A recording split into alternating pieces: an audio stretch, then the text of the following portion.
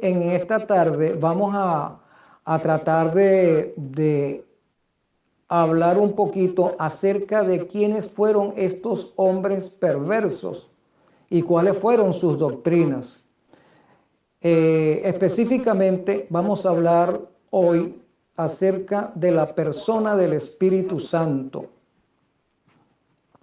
En el libro Mensaje Selecto, tomo 1, páginas 143 al 144, la inspiración nos dice de la siguiente manera, para corroborar lo que hemos comenzado a decir. Cristo, el gran maestro, tuvo una infinita variedad de temas para elegir, pero del que más se ocupó fue de la dádiva del Espíritu Santo. Cuán grandes cosas predijo para la iglesia debido a ese don. Sin embargo, ¿cuál es el tema menos que se trata ahora? ¿O cuál es el tema que menos se trata ahora? ¿Qué promesa es la que menos se cumple?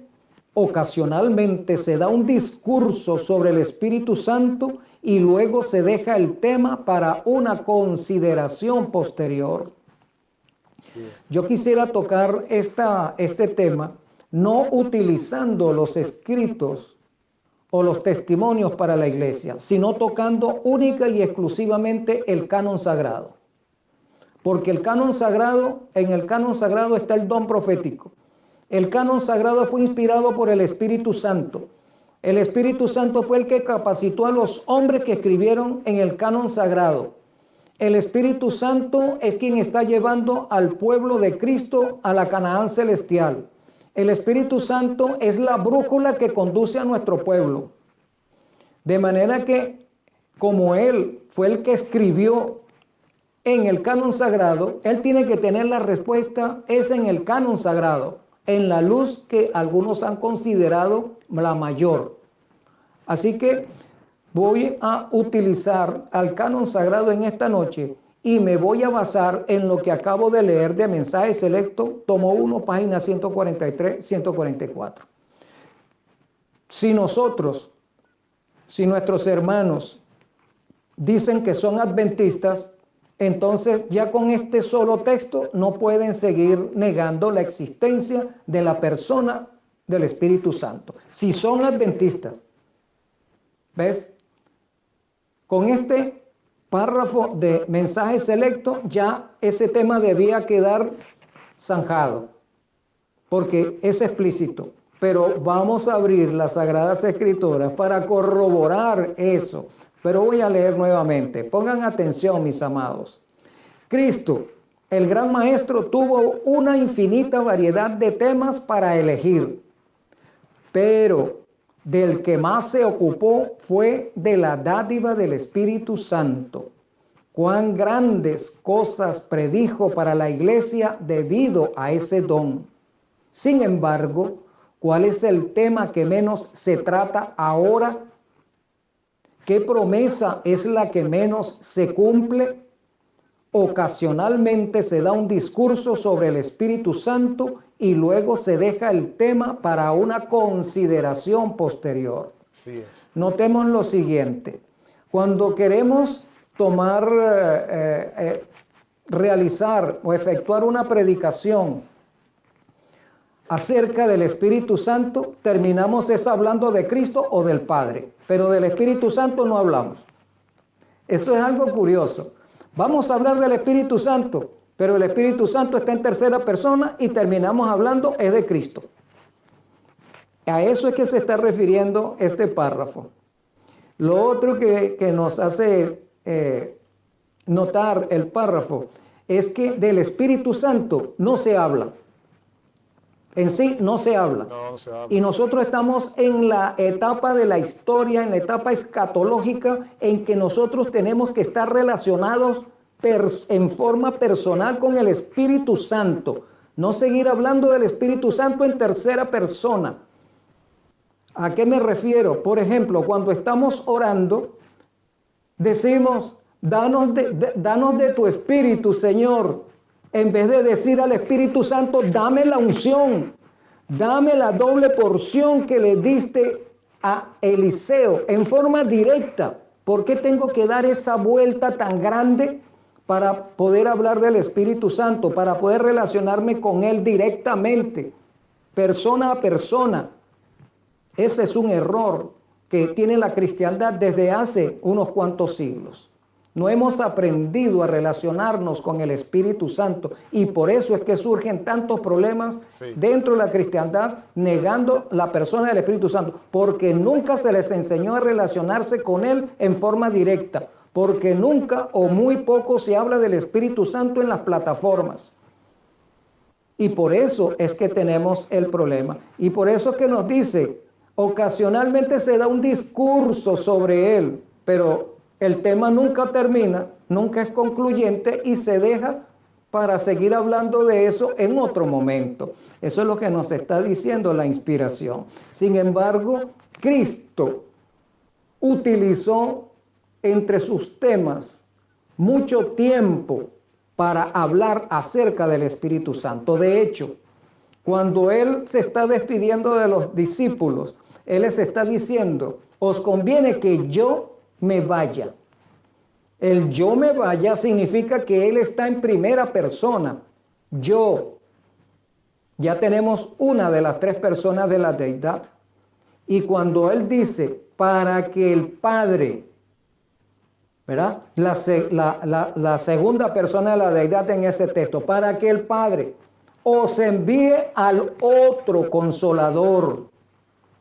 Entonces, ese texto nos está hablando de las tres personas que conforman a la deidad hebrea.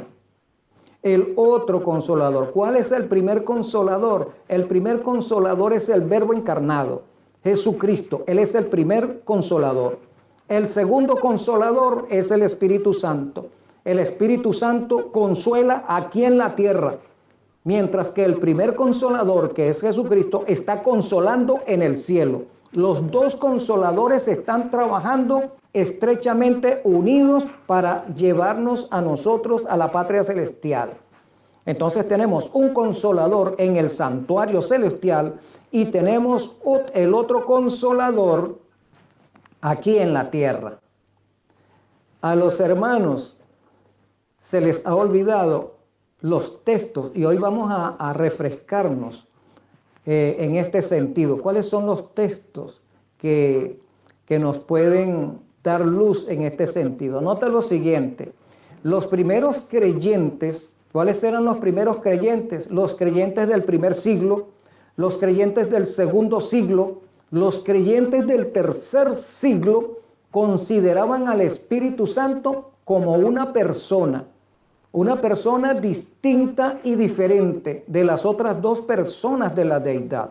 Notemos que es tan distinta y tan diferente que el Espíritu Santo en el canon sagrado uno no puede imaginarse un rostro con él, porque él se presenta como símbolos. Él se presenta como la lluvia, Él se presenta como el trueno, Él se presenta como el relámpago, Él se presenta como el fuego. Se presenta el Espíritu Santo. Así que en el canon sagrado, cuando nosotros encontramos, por ejemplo, que Moisés estaba en el desierto y entonces vio una zarza que ardía pero que no se quemaba, y él se acerca para ver qué es ese fenómeno.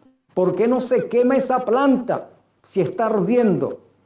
Mis amados, esa planta estaba ardiendo porque era el Espíritu Santo, el fuego que ardía en ella.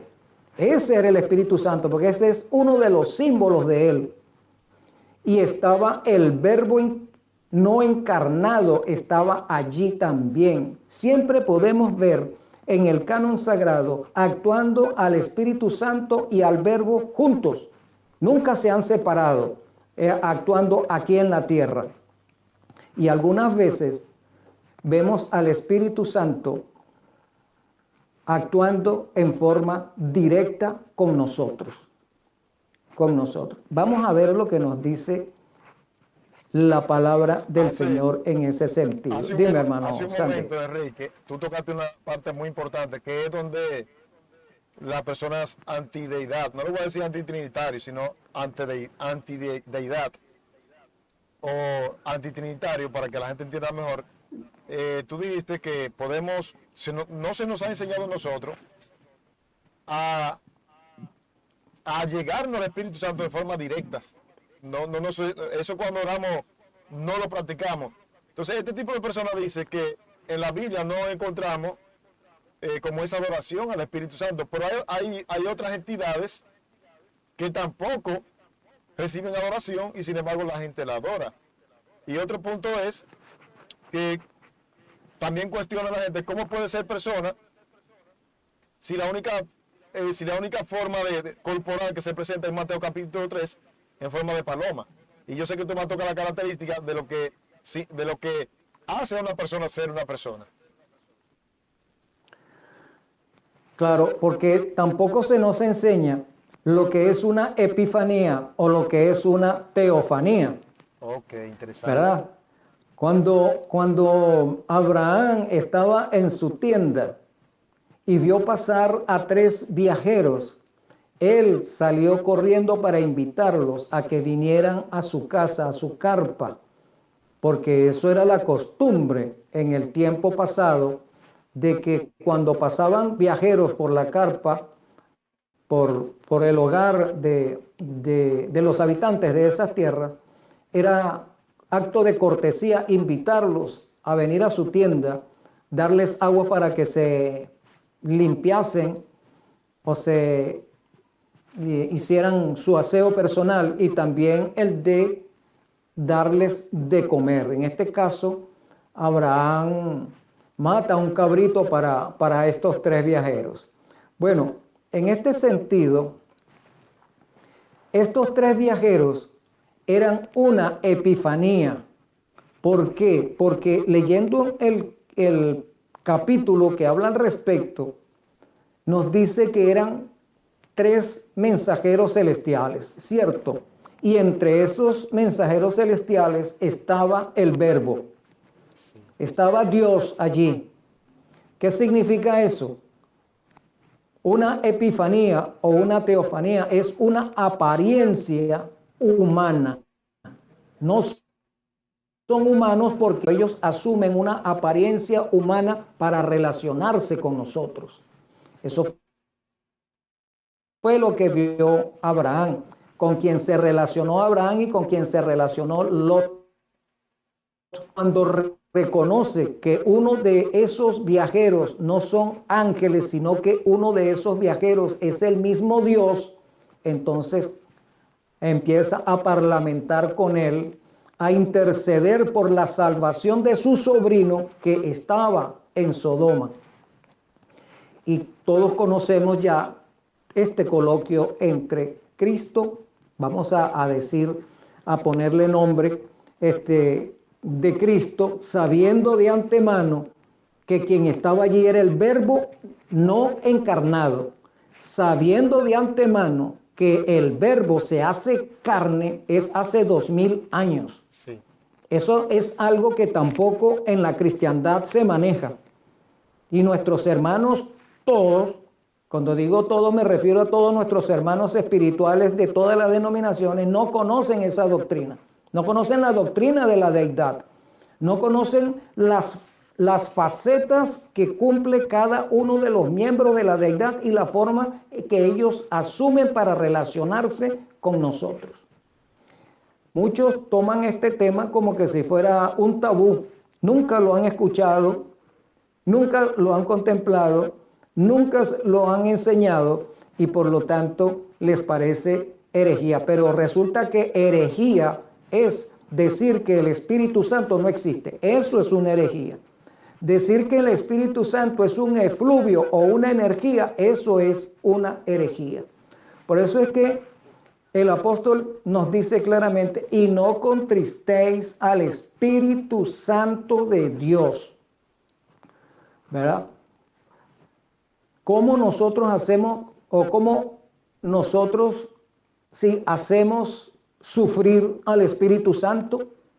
Cuando nosotros lo negamos su existencia, cuando nosotros negamos sus atributos divinos, cuando nosotros le asignamos a otro ser que no sea Él, le atribuimos los milagros que Él hace, lo estamos contristando. El otro texto nos dice que contristar al Espíritu Santo, ese pecado no se perdonará jamás, ¿no? Ese texto tiene su explicación. Aquí hay una persona, Por- perdón, Ajá. Enrique, hay una persona llamada Luis. Él dice aquí en los comentarios que el peor error es no reconocer que el Espíritu Santo es el Espíritu de Cristo. Esto es un poco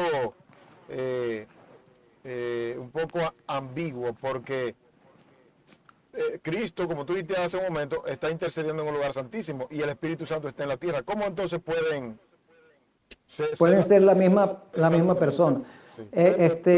Los hermanos que dicen que el Espíritu Santo es el mismo Espíritu de Cristo, están hablando sobre la base de una doctrina gnóstica, una doctrina gnóstica. ¿Por qué? Porque los gnósticos creen que el ser humano está conformado de materia y espíritu. Eso es lo que creen los gnósticos. Eso fue lo que enseñó los griegos. Enseñaron, esas eran sus creencias. De manera que cuando nosotros decimos que el Espíritu Santo es el Espíritu de Cristo, lo que estamos diciendo es que el Espíritu de Cristo es el que se desdobla de la humanidad de Cristo y actúa. Esa es una herejía. Cuando la palabra dice el Espíritu de Cristo, el Espíritu de Dios se está refiriendo al Espíritu Santo. En ese sentido, mira, déjame buscar aquí un escrito que nos puede aclarar este asunto. En Mateo capítulo 3, yo puedo ver lo que tú estás diciendo, porque cuando Jesús se está bautizando, dice, desde el versículo 15 en adelante, Jesús, luego que fue bautizado, subió del agua y vio al Espíritu de Dios que descendía sobre él, sobre paloma. Ahí tenemos dos, el que se está bautizando y la paloma que viene y se posa en su hombro. Y una voz del cielo dice, este es mi hijo. Ahí están los tres. Es así de sencillo. Yo no sé por qué la gente se confunde. Sí, déjame decirte que la confusión no es de ahora, la confusión viene desde el primer siglo, Wow. viene andando eso. Y ya vamos a hablar acerca del modalismo, que es esa creencia, ¿verdad? Que es esa creencia. Muy bien, pero vamos avanzando. Fíjate lo que dice el libro de Efesios capítulo 5, versículos 9 al 20. Porque el fruto del Espíritu es en toda bondad. ¿A qué espíritu se está refiriendo? A un ser etérico que habita en el cuerpo del Verbo, que habita en el cuerpo de Jesucristo. A eso es que se está refiriendo porque pensando en lo que esta persona que te está escribiendo allí, ¿a qué espíritu se está refiriendo?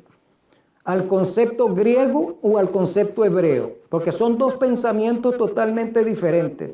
Los griegos tienen su pensamiento doctrinario, los hebreos tienen el pensamiento doctrinario. La Biblia está sostenida sobre la religión de los hebreos, no sobre la religión de los griegos.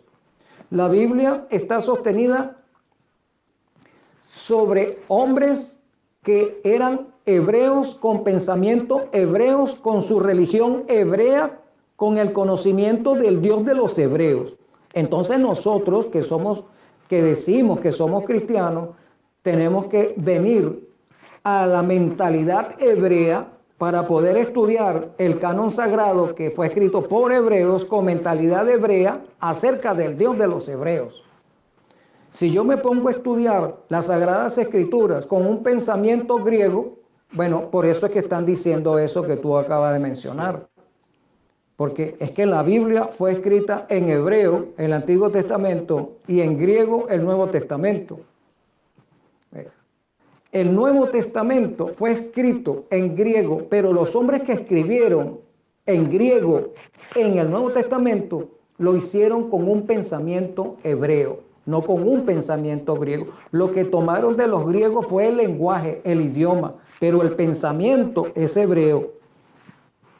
Tenemos que tener eso siempre presente. Ese punto es importante, Mira, Enrique, porque sé que van a decir, bueno, si parte del Nuevo Testamento fue escrito en griego, pero tú que eres licenciado en teología, acabas de explicar que eso no cambió el pensamiento, no cambió el pensamiento hebreo. Al contrario, ellos continuaban claro, con su cultura religiosa. claro. Por eso fue que San Pablo y San Juan combatieron a los gnósticos, Sí, porque ese pensamiento griego es gnóstico.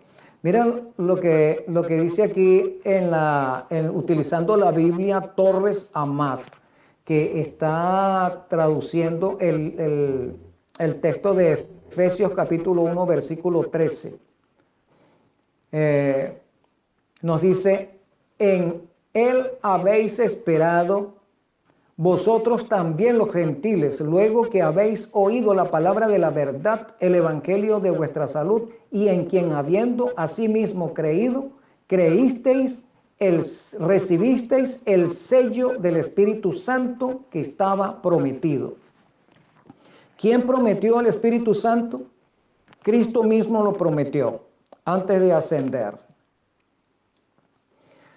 Y en el libro de mismo Efesios capítulo 4 versículo 30 que nos dice, recordando el texto que acabamos de referirnos hace un momento, y no contristéis al Espíritu Santo de Dios con el cual fuisteis sellados para el día de la redención. Ahora, la Biblia de las Américas dice lo siguiente, mira cómo lo traduce. No causen aflicción al Rúa HaKodesh de Yahvé, pues están sellados como su propiedad hasta el día de la redención final.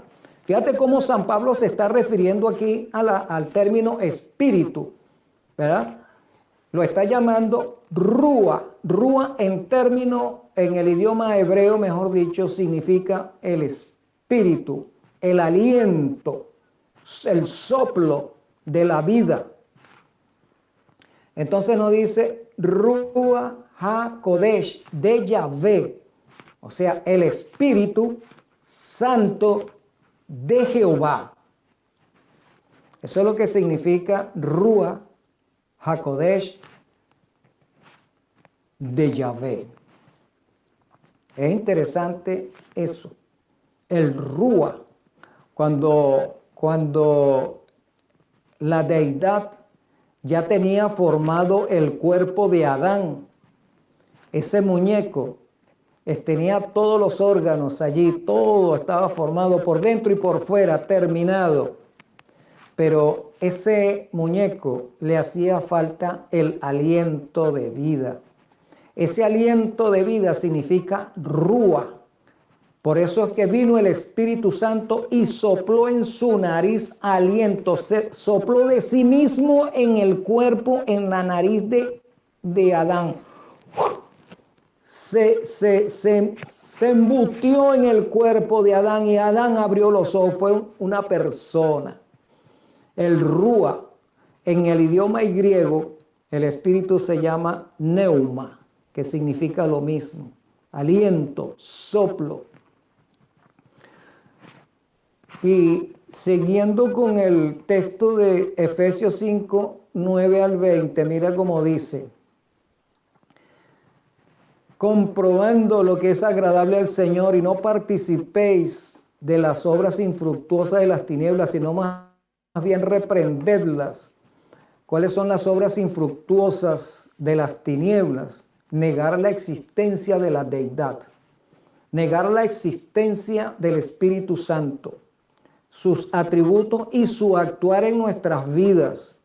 Por eso es que la palabra nos dice, el Espíritu Santo te convence de justicia, de juicio y de pecado. Una energía no te puede convencer de justicia, de juicio y de pecado. Una energía no llora, una energía no clama, una energía no gime. La electricidad es una energía, el viento es una energía. Ellos no sienten ni padecen la energía, pero el Espíritu Santo llora, gime, clama. Si llora es porque tiene glándulas lacrimales. Wow, Si tremendo. gime es porque siente dolor, siente pena, ¿verdad? Si clama es porque tiene cuerdas vocales, ¿Y es hasta dónde, porque tiene boca. y hasta dónde la literalidad de ese pasaje me impresiona mucho? Sé que acaba de mencionar, a que hace alusión cuando dice el apóstol Sí. Pablo que el Espíritu Santo gime con gemidos indecibles. Oye eso, que no es un Indecible. lloro cualquiera. Sí, sí. Nosotros podemos eh, mm, observar cuando un ser amado muere, ¿verdad? Como algunas veces hombres y mujeres ante el dolor que le embarga por el ser que ha muerto, gime, ¿cierto? En su lloro gime, pareciera que la vida se le escapara a esa persona también y se llena de lágrimas y su queja nos transmite el dolor y aquella pena que le embarga, que es insufrible. Sí. Eso hace el Espíritu Santo. Gime y clama con gemidos indecibles. Una vez fui a un velorio de el hijo de una hermana espiritual. No era que el hijo había muerto, sino que este hombre tuvo dos bebés, ¿no? Uno de ellos había nacido con problemas físicos y mentales, pero el segundo bebé nació perfecto, lindo el bebé. Cuando ese bebé llegó a los 4 años, bueno, en el transcurso, ese bebé eran los ojos de ese hombre, era la vida de ese hombre. Lo que le restó el amor al primero que había nacido de esa condición tan lamentable, ¿verdad? Ese amor lo depositó y sus esperanzas y su ilusión y sus ambiciones lo depositó sobre el segundo bebé. Lamentablemente, en una ocasión, el bebé atravesó la calle donde vivía, donde estaba su casa, y pasó un carro y lo atropelló, lo mató en seco. Mira, mi hermano, yo vi a ese hombre en el velorio. Yo lo vi a ese hombre llorar desgarradoramente. Ese hombre estaba desplomado, ese hombre estaba destruido porque había perdido a ese bebé. Nunca he visto yo a un hombre llorar de la forma en que ese hombre lloraba. Yo puedo imaginarme al Espíritu Santo llorar de la misma manera cuando es despreciado. Wow, tremendo. Ese es el pecado que no es perdonado, que nosotros despreciemos el toque del Espíritu Santo. Por eso es que Judas no se salvará, porque Judas despreció el toque del Espíritu Santo, lo contristó, lo humilló, lo despreció, lo menospreció. Y el Espíritu Santo se alejó de él y lo dejó en manos de Satanás. Por eso es que eso es una de las obras infructuosas de las tinieblas. Cuando el Espíritu Santo se retira del ser humano, el ser humano queda en las tinieblas, queda en las manos de Satanás. Satanás no le va a dar oportunidad de que se arrepienta. Viene por él y lo destruye. Así es. Entonces San Pablo nos dice, sino más bien reprenderlas, porque vergonzoso es aún hablar de lo que ellos hacen en secreto. Mas todas las cosas, cuando son puestas en evidencia por la luz, son hechas manifiestas, porque la luz es lo que manifiesta todo. Por lo cual dice, despiértate tú que duermes y levántate de los muertos y te alumbrará Cristo. Mirad pues con diligencia cómo andéis, no como necios, sino como sabios. Que nos dice Pablo, debemos de ser sabios con respecto al estudio, respecto a nuestra relación con la deidad. No como necios, sino como sabios, aprovechando bien el tiempo porque los días son malos. El libro de Gálatas, capítulo 5, el versículo 22 nos dice, pero el fruto del Espíritu es amor, gozo, paz, longanimidad, benignidad, bondad, fe, mansedumbre, templanza. Contra tales cosas no hay ley, porque los que son de Cristo han crucificado la carne con sus pasiones y concupiscencias. Entonces allí, desde el 22 al 24, tenemos a los dos seres de la deidad trabajando juntos.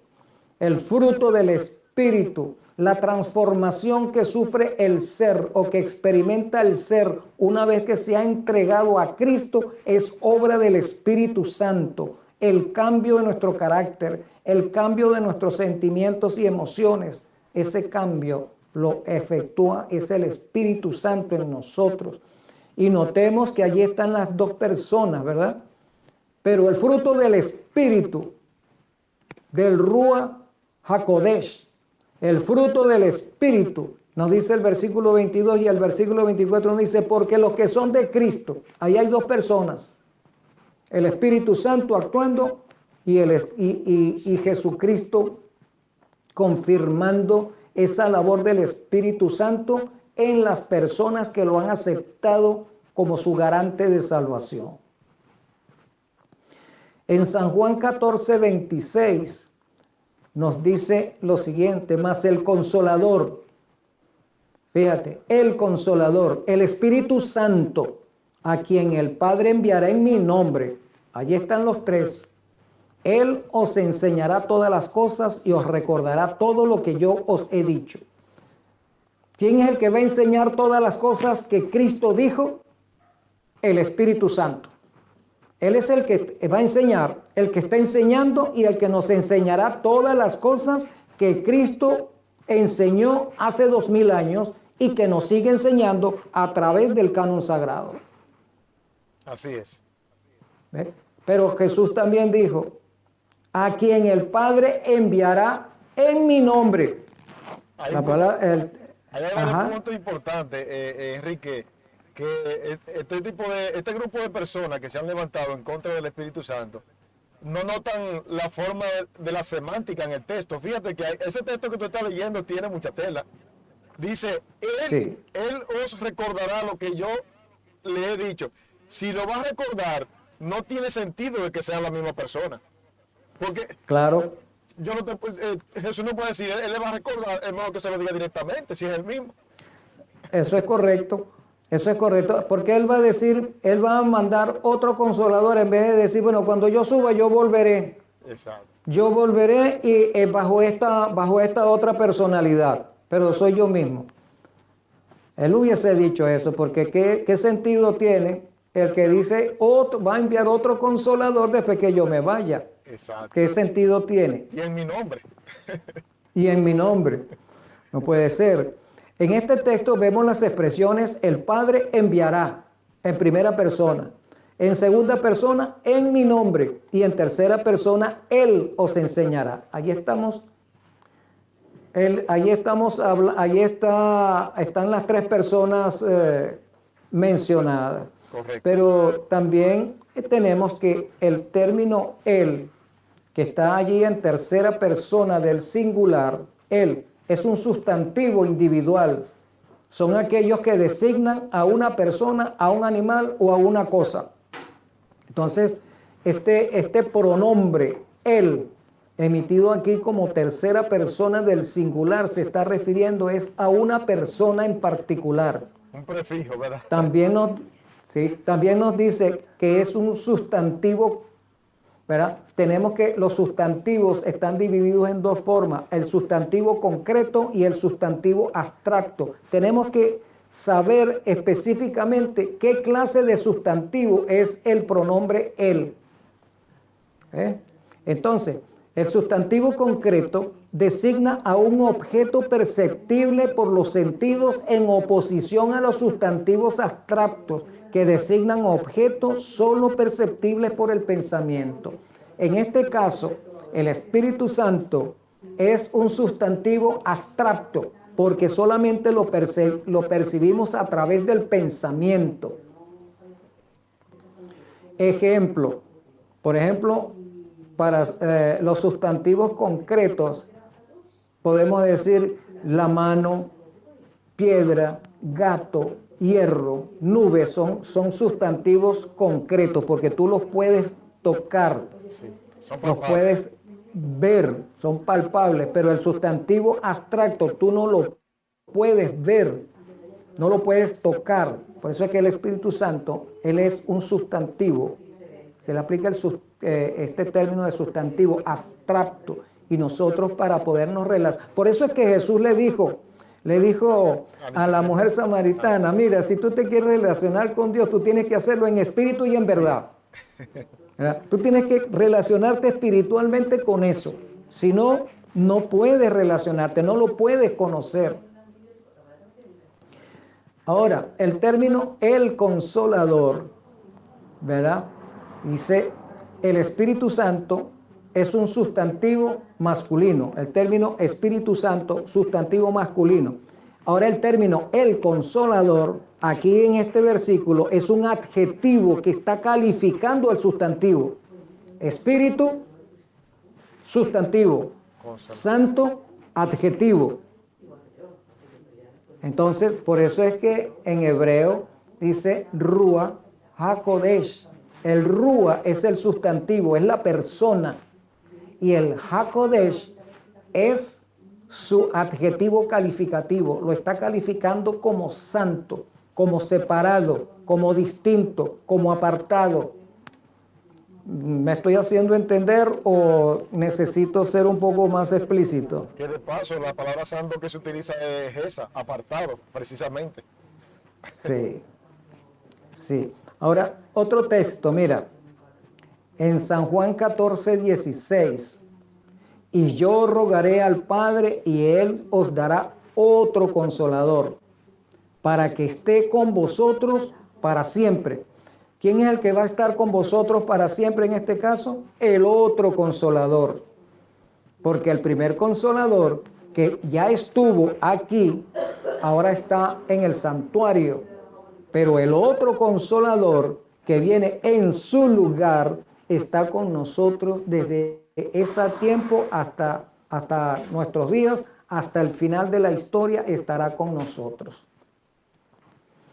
El otro consolador, significando aquí, dime mi hermano. Hay un pasaje, Enrique, que Jesús cuando se iba, dijo, yo me voy, pero no, cuando envió a la gran comisión, vayan, hagan discípulos, y aquí yo estoy con ustedes todos los días hasta el fin del mundo.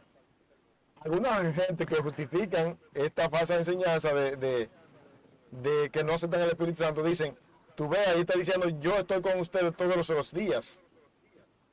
Y sí. Entonces, para justificar esto, pero yo entiendo que era a través del Espíritu Santo, no era Jesús en persona. Bueno, es que también nosotros tenemos que saber que las personas de la deidad son omniscientes, omnipresentes, omnisapientes, omnipresentes. Cristo está en el santuario celestial, pero también está aquí porque Él es omnipresente. Él es Dios. El Espíritu Santo, que fue enviado para que trabajara aquí por nosotros, Él está aquí, pero también está en el santuario celestial y está en todos los mundos del universo creado por la deidad. El Espíritu Santo está en todo lugar porque Él es omnipresente. ¿Ves?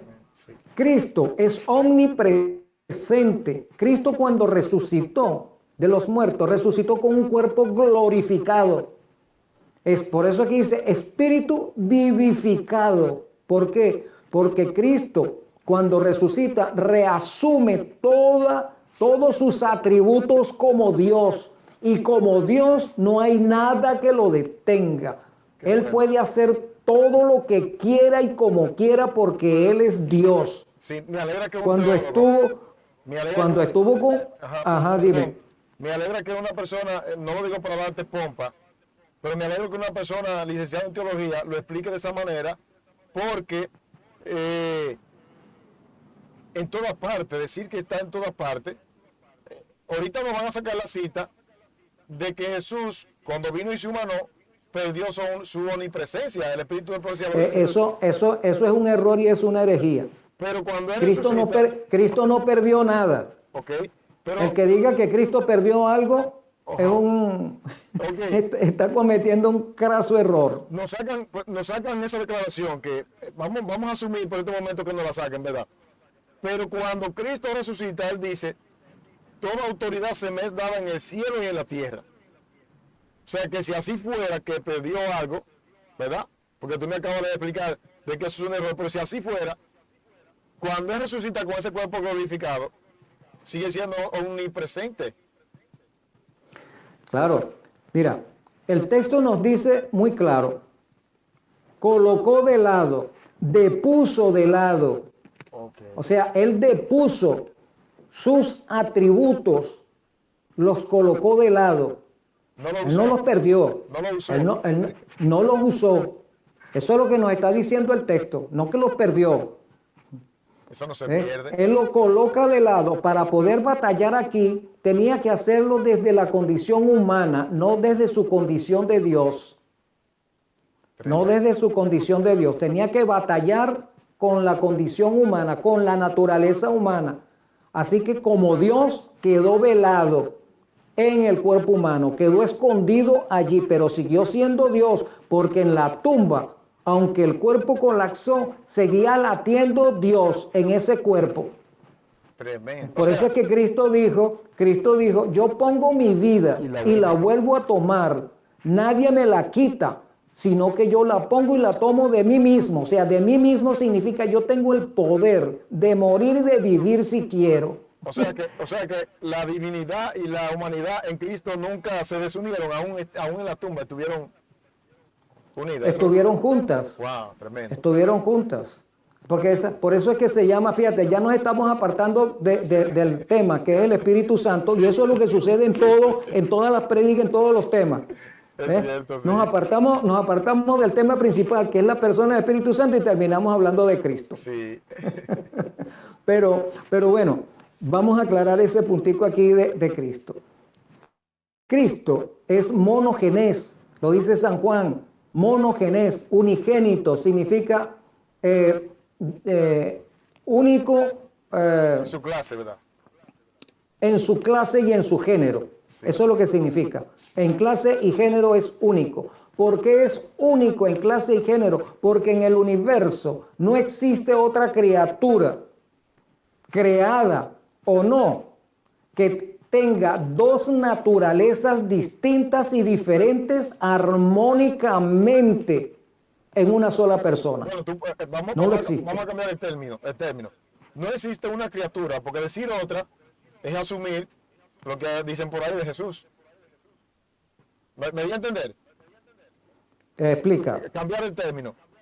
En el universo entero no existe una persona que sea igual a Cristo, porque decir otra criatura es asumir que Cristo es una criatura y no lo es. Eso es correcto. Sí. Eso es correcto.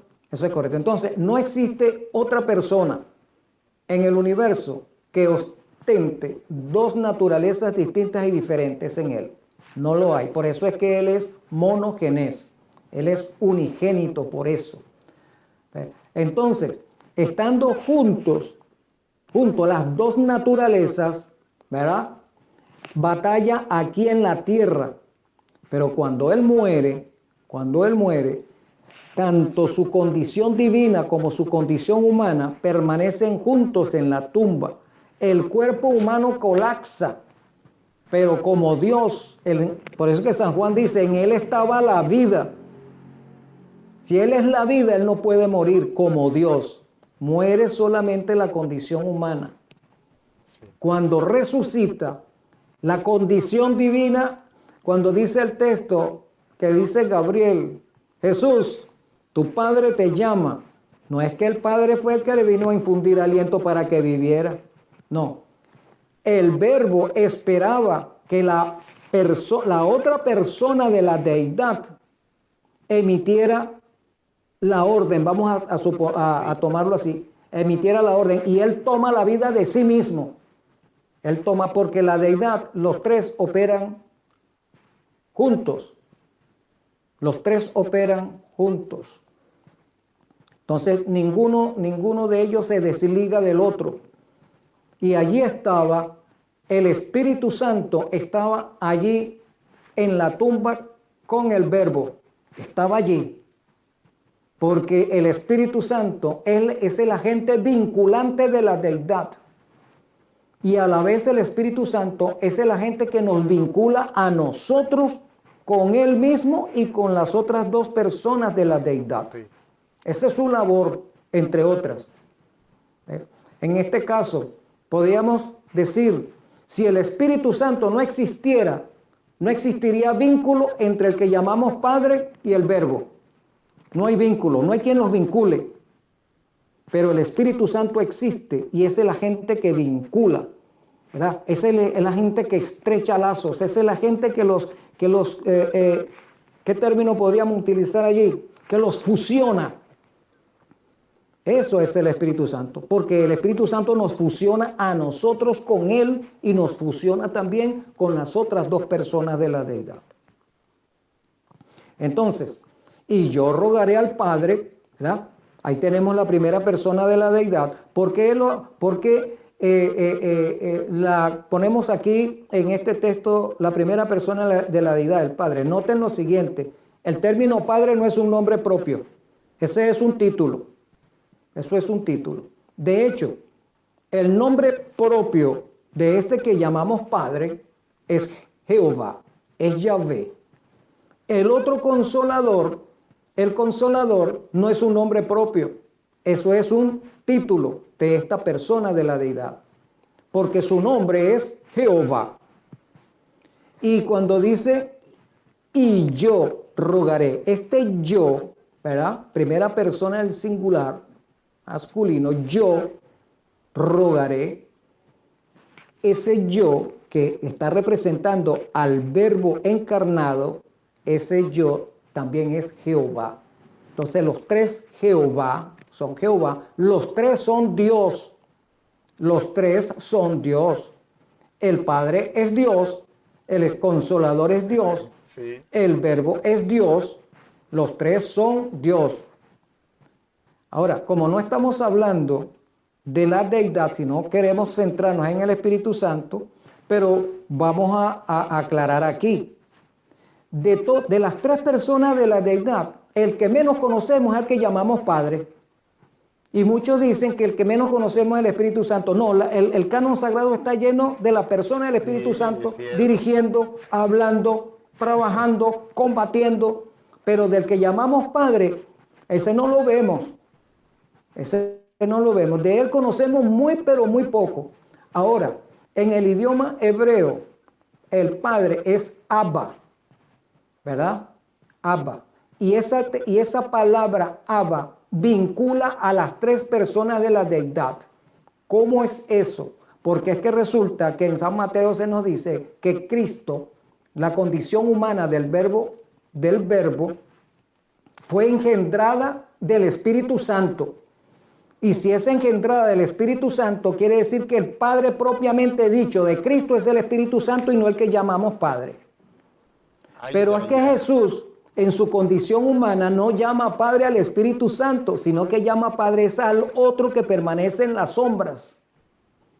O que permanece, podríamos decir, para que no haya algún malentendido con este de las sombras, ¿no? Tras bastidores. Permanece tras bastidores. Jesús llama Padre, es al que está detrás de bastidores, cuando su verdadero Padre en todo caso sería el Espíritu Santo, que es quien lo engendra. Pero aquí también sucede lo siguiente, que es que Isaías llama a Cristo, él lo llama Padre eterno. Entonces quiere decir que los tres son el Padre. Wow. ¿Me estoy haciendo entender? Tremenda teología. Sí. Sí, Padre eterno, príncipe de paz, lo dice. Claro, Cristo es Padre, forma parte de el Padre, de ese título. O sea que los tres ostentan el título de Padre. Por eso es que Jesús, cuando les va a enseñar a orar al discípulo, enséñanos como Juan enseñó a sus discípulos a orar. Cuando tú vayas a orar, le dice Jesús, tú te refieres, Padre nuestro. Jesús está hablando desde su condición humana.